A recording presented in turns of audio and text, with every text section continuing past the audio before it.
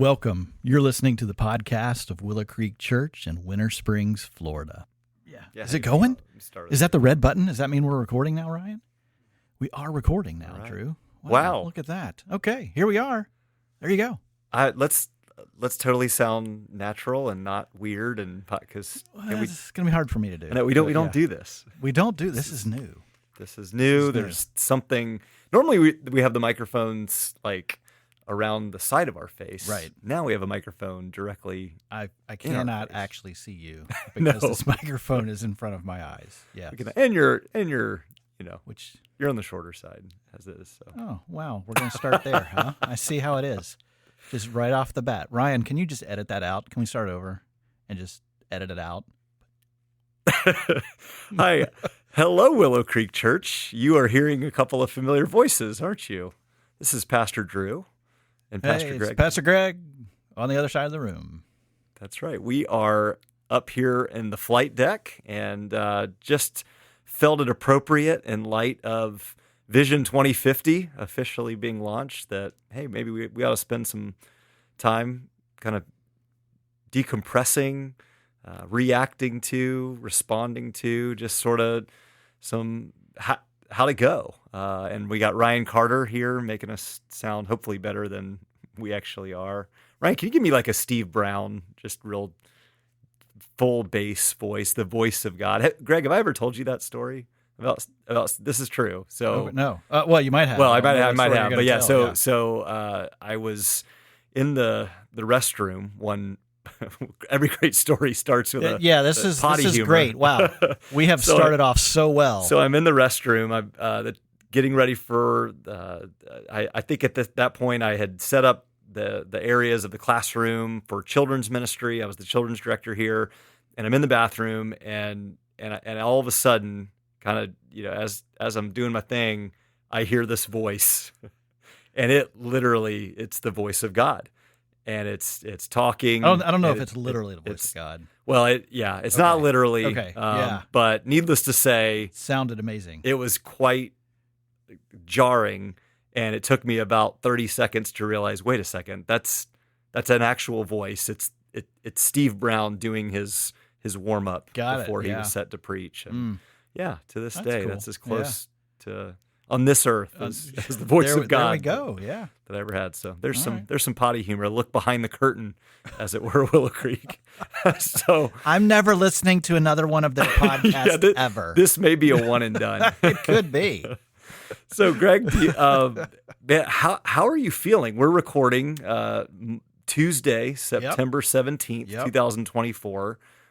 Couple days after our Vision 2050 campaign officially was announced, was shared, was unpacked. We had our fall kickoff lunch, still full from the amazing barbecue from the Bancroft and extended family. But yeah, how are you doing? I'm good. Yeah, I'm good. I was excited to see and to finally kind of take from what's been in a lot of people's heads, and we've been working on over the last a long time, really, and try to just verbalize that and to see just the response, the awesome response of the congregation, folks starting to ask questions, which is one of the reasons why we're doing this, is because it gives us a forum where we had just kind of a limited amount of time on Sunday morning to kind of share, like, here's the vision, here's some specifics, like it's us going. As Jonah was called to go, as Jesus called the disciples to go, and say, what does actually going look like? What could it look like? Let's envision it, which is what a vision is. And so, yeah, it's just exciting. I love sharing that and just seeing just how well our congregation's kind of begun to process that. Even just, while we're having lunch together, people coming up and asking some questions and thinking and praying and dreaming and along with us, which is what we want to see. So absolutely, we're all good. Earlier this morning of this recording, our staff met and we discussed just sort of the sense of there was the energy in the room. There was, as you said, just lots of really good conversations. Definitely an opportunity for married couples to have some frank, honest discussions as they think about finances and generosity and vision within even their own family, based upon the presentation and kind of the charge for us collectively. But before we get maybe into some of the nitty gritty regarding Vision 2050 itself, I love what you said at the start, which was this is something that we've been discussing for a long time and praying about and seeking God's will for a long time. So would you maybe start there, kind of Sure. give our people Yeah. a snapshot of the past 18 months or so? Yeah, this is something that it's been on my heart for even predating Willow Creek. It's been on my heart since we lived in Maryland. It was definitely on my heart when we lived in Scotland. It was part of what was exciting about coming here because it was part of what was on the heart of the people here at Willow Creek of what does it look like for the church to go? What does it look like? And so we shared that with the elders we have an elder retreat every January, Friday night and Saturday. The elders just get together. We pray a lot. We think about the year that's passed. We dream about the year that lies ahead. Where do we need to grow? Where do we need to mature? Just things like that. And so not this past year, but the year before, I guess that would have been 2023, we kind of had a first go at it. I actually got sick, had to leave in the middle of that, and you did the presentation of it. It was kind of at the back of our booklet that we went through, and so we've thought about it. We've prayed about it a lot, and then this past January, we dug even deeper into it and like, guys, is this where we want to go? And they were absolutely, let's do this. And a lot of this is kind of grown out of where the church is in particularly in our cultural context and in the United States. We, as the church, like I said on Sunday morning, the church is shrinking. There's other podcasts out there. I was just going to jump in and say, hey, why don't you give a quick plug to that podcast? We learned a lot, Greg and I and others in our congregation, from the podcast called As in Heaven, and it's Pastor.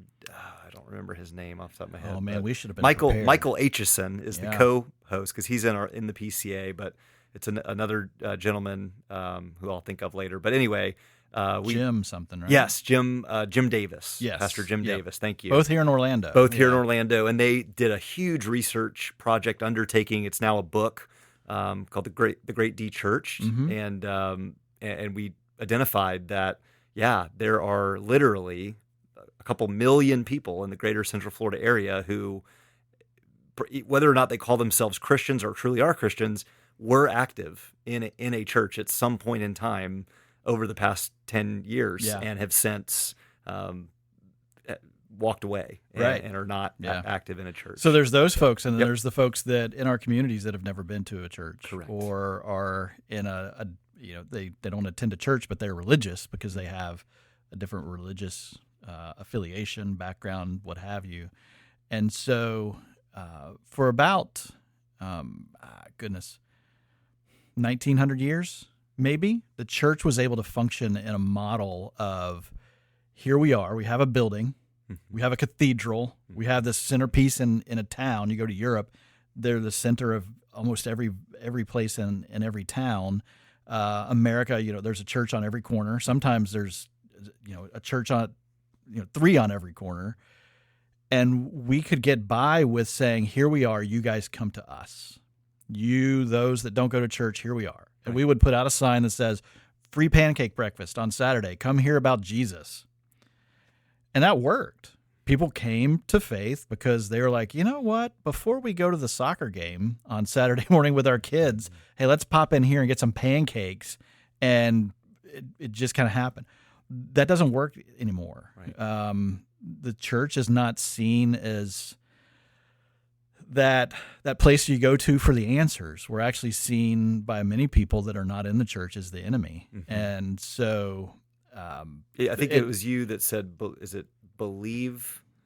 The old model was believe. We have the same general belief and understand assumptions about Christianity, and then from that you belong and behave. Is that something? Yeah. Well, no, you behave first. You behave. Oh, that's right. You behave, then you believe, then and you can belong, but and then you become. We're and now identifying that it's more about belonging, right? It's that sense of of reaching out, of making the relational equity in your neighborhood, at your school, your kids' soccer practice with the parent, et cetera. And there has to be a trust built in order to then bring up your faith and bring up your behavioral system and how we live out the gospel in our lives. Yeah, so it really is one of the books that I've got some guys reading with right now. It's called Canoeing the Mountains.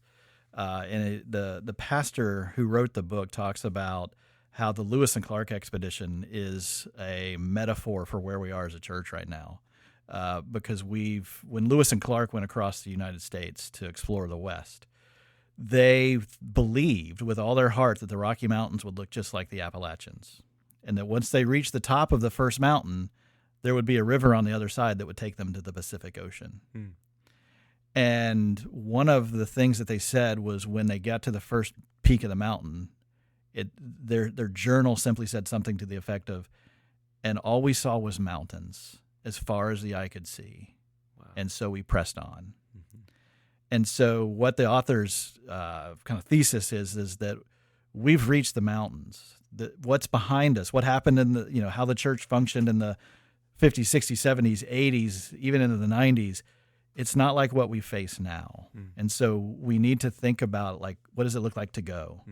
To really embrace what Jesus called us to do, to go in our cultural context. And so that's what Vision 2050 really is trying to get us to think more intentional about. What does that look like for us to go in our own context here? And so that's what we said. Hey, it's just volunteering in different places. And awesome folks came up and were like, "Well, hey, you didn't mention this place where I volunteered." That's awesome. We've got people in our church that volunteer all over the place, and lots of great organizations that are community-based, Christian-based, different things. That's wonderful, and we need to see that as an intentional place where we are serving and get and have more people serve. And we say it often here. One of our I would say things, our strengths. Right, it's hard to judge yourself as honestly as necessary, but I think we've heard this enough from so many of you that one of the strengths of Willow Creek is how we minister internally, how we care for each other, how we come alongside those within the body who are hurting, who have needs, celebrating babies, walking alongside people in the midst of death and pain, counseling, etc.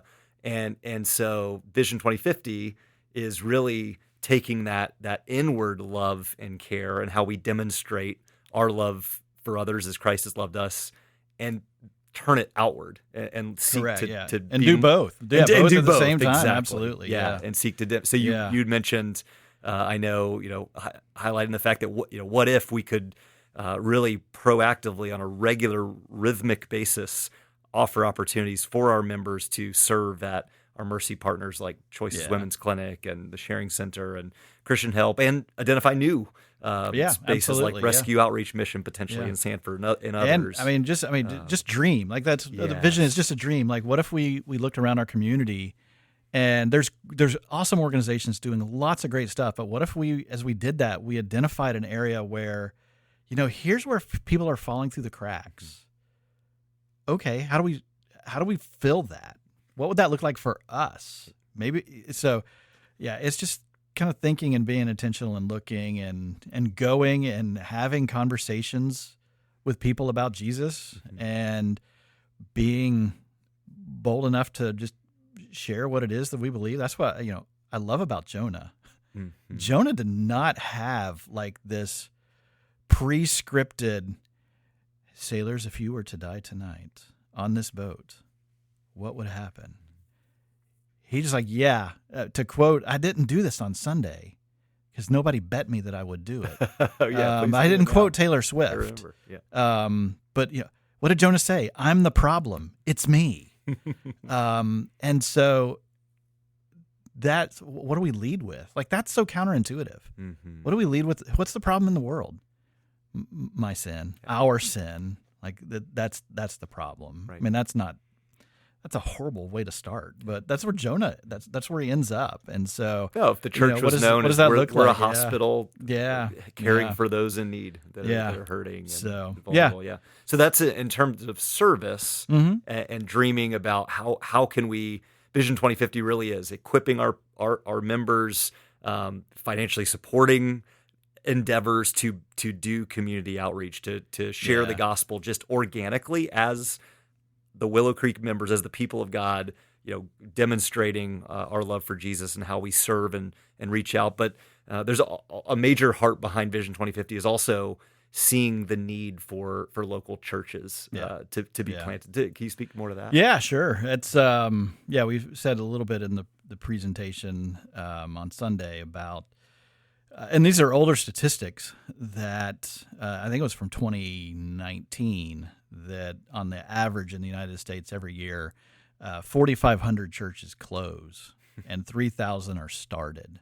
So that's a delta of 1,500, which when you do the math, that's roughly, 29 a week that we're declining. And that is across every denomination. And so that's not necessarily any one particular, quote, church. It's just big C church. And so you just interrupt, even just thinking so sociologically, that's certainly not, even if we were stagnant and weren't losing any churches, we know the reality of the people that are coming into this country is exceeding those that are dying, or leaving or whatever. So there's already a need for church growth if the church was healthy. The Big C church was healthy and not dying. But on top of it, a lot of churches are folding for various reasons. And we think, well, that's just churches in a small town in the Midwest. It very well could be, a church in a town of 1,000 that, the faithful last 5, it just can't make a go of it anymore and it closes. But it's not just that. There's mega churches that are closing up, oftentimes for horrible, sinful failure reasons within their leadership, that have closed their doors. And so which in those things, we didn't mean to get onto this on the podcast today, but that makes people more cynical about the church in general when those things happen. And so our denomination actually has a vision, the Presbyterian Church in America. We currently have just shy of 2,000 churches in our denomination. And so the denomination has put out there, let's see if we can reach 3,000 in the next 10 years. So by 2034, I think, 2033, so this might even be a few years old, through new churches being planted, through other churches that are unaffiliated coming and joining with our denomination, seeing us go up by 33%. Wow. And so I was reading a paper about this, like what if every presbytery, which is just a regional body of our churches. Yeah, I think for context, there's 28, I believe there's 28 established PCA churches in our presbytery. Yeah. And so, and there's like 68 presbyteries across the United States, and 1 or 2 in Canada that extends into. And so if you took that, just per capita of each presbytery and divided it out equally amongst them, Central Florida would need to plant 20 churches. Wow. Or to have 20 new churches join us, or a combination thereof, in the next 10 years. So what if we at Willow Creek said, let's try to be a part of 10. Yeah. Like that, over the next 25 years. Right. The time frames don't match up because they didn't call us and ask us what we were doing. And to be fair, we didn't call them and ask them either. But what if we just said, let's take a step of faith, and what could that look like? We got RTS right here. What a resource. So we have men studying for the ministry. What if somebody was even done with the ministry? He's like, hey, let's come here. My first 2 or 3 years I just want to learn how to be a pastor. I don't think there's a better place to learn how to be a pastor than sitting with you, for one. And then you got RTS here. You learn what not to do. You learn. You learn how not to do it from me. But and then we support them Yes. financially, or with people, and most importantly with prayer. Like the finances and the people that but nothing happens without praying. And so just being intentional of praying about that, and then what would that look like even to the ends of the earth? Because that's where we're called to go. And so supporting through prayer, through partnership, through friendships, folks like Victor Cruz in Mexico City, who and across Mexico and Central South America, who's trying to do the very same thing that we're thinking about doing here on a local context. How do we support Victor, develop that relationship with Jeff Murray, who we're going to get to meet in November, who we're already investing in, Rachel and Vila, Yuka Reinen, who are going to be heading out to Japan in April, and and Mark Nelson, over. He's not a part of our denomination. We're not tied to the denomination. We want to see gospel-centered churches that are Reformed, and if they're in the Associate Reformed Presbyterian Church, great. If they're in the PCA, great. And so Mark's doing awesome over in Chuliota, and we're excited that we were a small part of that too. That's exactly right. Like you said, just the fact that our location to RTS, the opportunity to see more young men, young women who love the Lord, who are called to the ministry, be able to come through our doors. I mean, I know for me, I've forever been positively shaped by Willow Creek Church. I didn't come to the seminary thinking I would, pour my life out here and invest all this time. I'm so grateful for the privilege to serve as one of the pastors here, but I can totally see a conduit, an avenue, and that's exciting to me to see over the next 25 years, just, several men. In fact, I shared with you, and this is news to most of the congregation, that we've not only got our current pastoral intern, Jason Nuehead, who is at Willow Creek, but there's 3 other men who are taking classes and pursuing degrees that are at RTS that you all will certainly get to know over the course of the next couple of years. And so that's just a start to see what God's going to do. Ryan, how long have we talked? How long have we gone? Almost 23 minutes. 23 minutes already? Wow. Because as people are listening to this, like they're getting ready to stop their run. Like if they're listening to this while running, like that's 23 minutes. I've gone 2 miles. I'm done. But this is just an encouragement. Like, one, Drew, we probably should get to some questions. Yes. Because I've talked a lot. And 2, if you're running right now, if you're on a treadmill, speed up. You can do this. If you're running outside, slow down. It's way too hot to be running outside. What are you doing? Well, yeah, get some water, hydrate. Maybe an energy gel. Let's do a couple questions. I love it. Rapid fire. We can return to this. This is fun. Yes, we need to do this again. Yeah, we'll do. Maybe we're already committing ourselves. I feel like we are to our listenership of 3. We are committed to our moms. Well, I was going to say my mom probably doesn't know how to get on a podcast. My father-in-law, he might be listening, and then I'm sure there's 2 people in our church that. This is what it's all about. So perfect. Well, yeah. Let me get to a couple of viral. questions here. We're going to blow it up. So, I think the natural question and thought is, "Hey, Vision 2050. This is new. This is exciting. What does this mean for our existing we operate, our existing ministries at Willow Creek?" Nothing. And great answer. I don't mean that in a negative way at all. Like I said on Sunday, that's one of the things that we can be afraid of is something new, something different. Are you going to get rid of this thing or that thing? No. Like I said, Willow Creek, we're in a great spot. We love each other well. We care for each other well. And so this isn't replacing anything. This is even in those things that we're doing as part of our small groups. Like how do small groups, not just we grow together in the Lord and we pray together and we care for each other, but how do we as a small group reach out maybe to others that we know and have a common thing?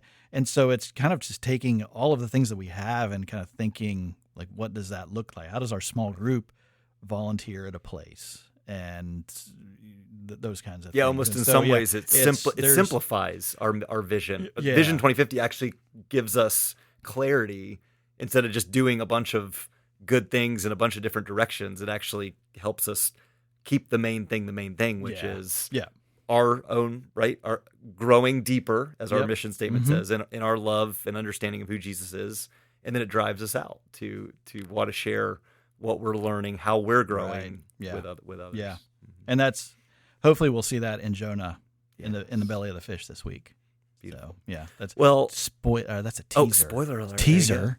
Come to church on Sunday. Ryan is looking at us like we are insane, Drew. This we need I was saying this is not a visual platform. Otherwise, we'd have the 10 a.m. flashing in 10 a.m. Sunday service. Be there, Pastor Greg. We have talked a lot about the heart, the vision in terms of tangible, practical realities. But one of the practical realities we haven't touched on yet is these things take money and various levels of cost. So, talk about giving. Why should we give? Yeah. What are we giving to? What does that look like? Yeah, so we're really, and Preston did a great job of kind of laying that out there, of kind of where we are, and as a church, we give as an act of worship. You do a great job. I try to on Sunday mornings when I am responsible in that part of the service. That we give not out of compulsion. We give not to get something from God. We give because He's given to us, and it's an act of worship. And so what we're praying through and what we're praying for is that we're able to. I was just actually on the phone with my mom. I was driving back from lunch, and she's asking just a clarifying question of what are you doing with that $3 million? And I was like, well, right now we spend $500,000 a year on just the mortgage of this building and the interest. Yeah, not maintenance, not that's not like fixing air conditioners and redoing stuff and keeping it looking as great as it does. It just goes to the mortgage. Wow. And so we want to see that paid as soon as possible. Yes. So that that money can be taken from interest in a building to interest in the kingdom. And so, maybe can we highlight that, Ryan? That was good. Ryan's shaking his head like you guys are ridiculous. We want to see it go from an interest in a building to interest in the kingdom, where we can release, Drew, you were telling we were talking about this yesterday of, if somebody wanted to reach their community and just have hey, come over for hamburgers and hot dogs.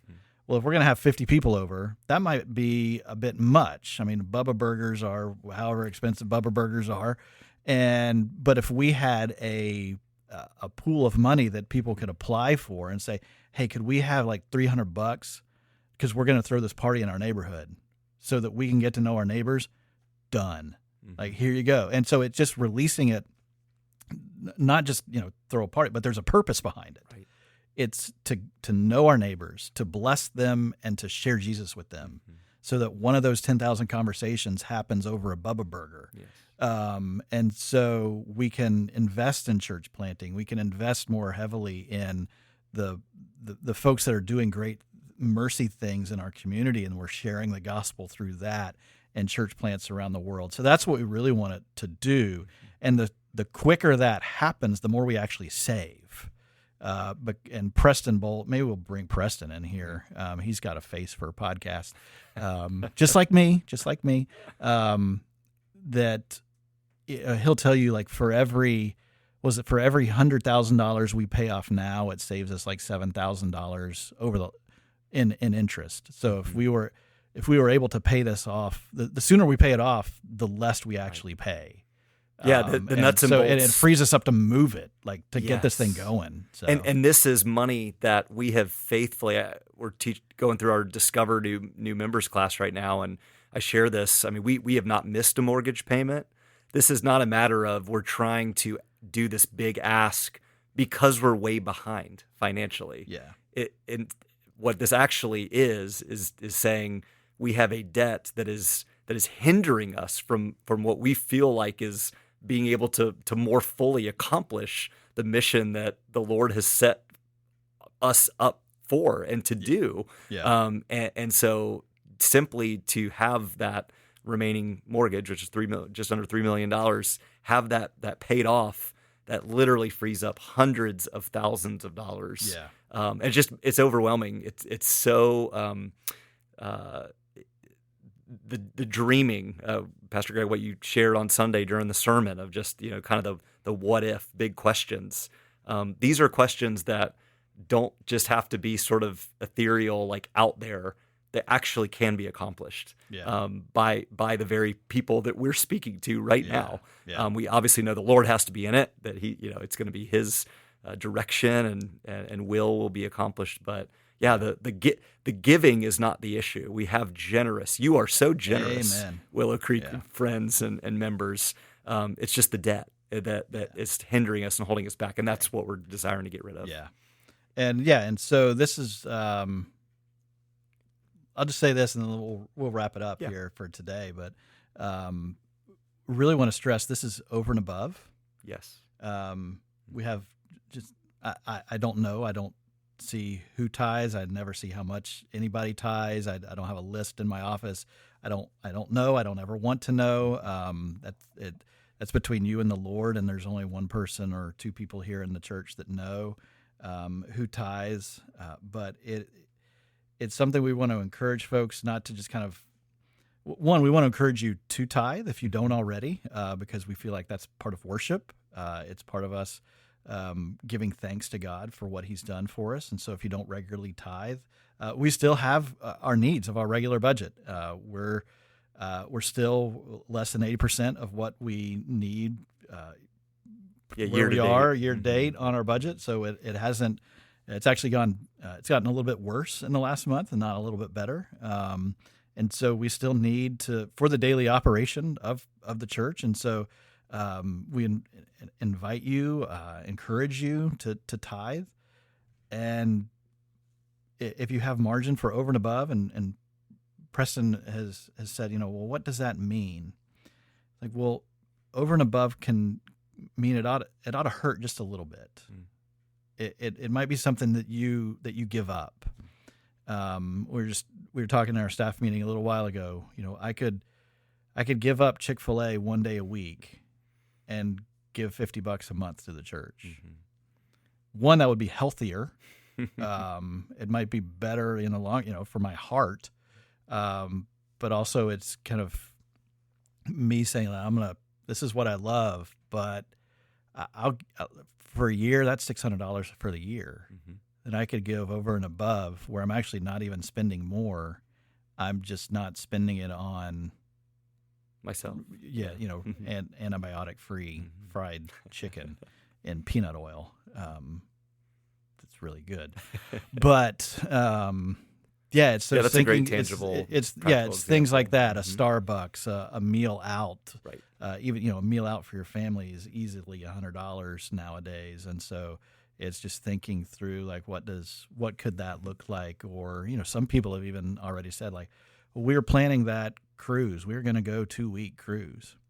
If we went 4 days, we could get the cruise experience, but the cruise was going to be $20,000. But if it was only 5, we'll give 15 to the church to see this happen. We'll still get but it's so you feel it a little bit. I'm like, that's wow. I'm not pressuring anybody to do that. I don't know if David should have brought it up, but just thinking through like that's what some people as they're thinking about it. And what you're sharing, Pastor Greg, is actually biblical.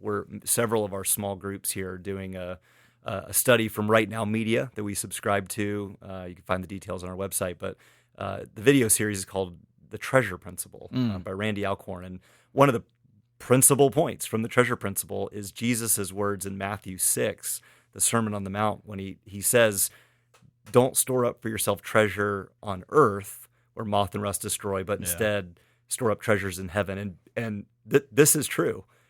Wanting things, wanting experiences, wanting stuff, wanting treasure, whatever that looks like, is part of us as human beings.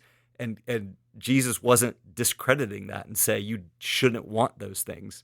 Instead, he's simply saying, hey, actually, you can more wise, instead of investing in antibiotic-free chicken, you can actually invest in the coming kingdom. And when we do that, when we give towards the work of the Lord through these outreach, church plants, missions, that we are actually acquiring treasure for ourselves. Yeah. It's just waiting for us Yeah. ahead. And that to me is a really powerful way to look at it. That's It's awesome. I'm not only sacrificing for the sake of detriment to myself. It's just I'm putting forward a treasure that lasts, Yeah. and I'm deferring it until later. Got it. Yeah, that's awesome. Yeah, our small group's getting ready. We're You guys starting are that doing this that too. week. Great. So, real quick, let's close this up. But October the 1st, we're going to be having a 24-hour day of prayer, and so we're going to invite the congregation. We're going to divide it into 24 one-hour segments, running from midnight to midnight. And so, just invite you to take an hour to pray. During the business day between 9 and 4, the church sanctuary will actually be open. So if somebody wanted to come up and just kind of pray in the quietness of the sanctuary, or we might even have a little music going. Jeffrey Hoy, he was teasing that he would come in and play guitar and have his guitar case there. You can throw a quarter in as Jeffrey plays, but you can, just pray. We'll have a prayer guide for you. It's not like one person gets 1 hour. Like, it's set up to where 200 people an hour can pray. That'd be pretty cool. And so that sign up will come out this Sunday. For the three of you listening to this, you can get the head start on that. And then October the 20th, we'll take the commitment cards up. If you're able to give, you can give that day. You can give today, whatever day today is, because everything that comes in is going to go for Vision 2050 is going to go to the debt. The more that comes in, the less we end up overall paying, and just being good financial stewards of that. And so, thanks for listening. Like, if you're cleaning the house, you've cleaned long enough. Put the vacuum away. The Windex is done. If you're laying out in the sun, it's probably time to turn over and reapply. Reapply the sunscreen. And if you're on the beach, good on you for being at the beach. Right. And if you're sleeping, enjoy the rest of your evening or the rest of your nap. It's been a privilege. I know we're going to have other conversation points. We've got some video testimonials from members, just a lot of cool stuff ahead. And if there's anything that our massive listening audience, if there's questions that you have, there's a really good chance that more than just you have that question. Find Pastor Drew, myself, Preston Bolt, Ryan Carter up in the flight deck. You can ask him. Find one of our staff. Let them know what the question is, and we'll address it here on the Willow Creek podcast coming up in future weeks. And so you can stay tuned because we'd love to answer your questions. And so send them to us, and we'll try to answer them. Very good. Have a great week, everyone.